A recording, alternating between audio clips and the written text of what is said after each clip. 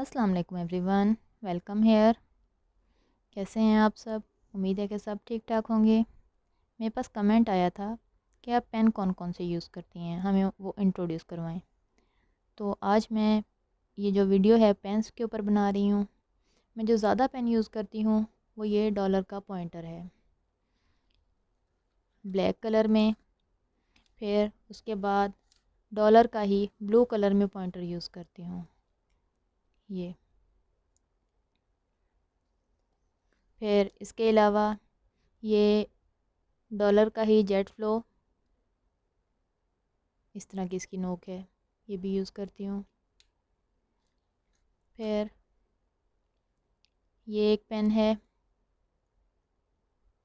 Uniball का, ये वाला भी यूज़ करती हूँ।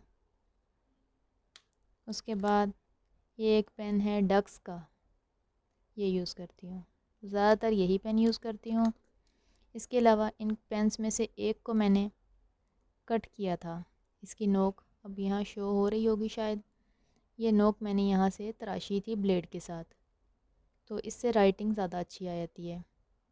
ये मैंने पॉइंटर को ही खुद ही तराशा था, यानी जिस तरीके से ये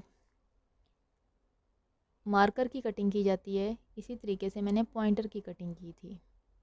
तो काफ़ी सारे कमेंट्स आ रहे थे कि आप पेन कौन सा यूज़ कर रही हैं, हालांकि वो पेन वही था, सिर्फ मैंने थोड़ी सी कटिंग की थी उसकी। उम्मीद है कि आपको ये वीडियो पसंद आई होगी। Thank you.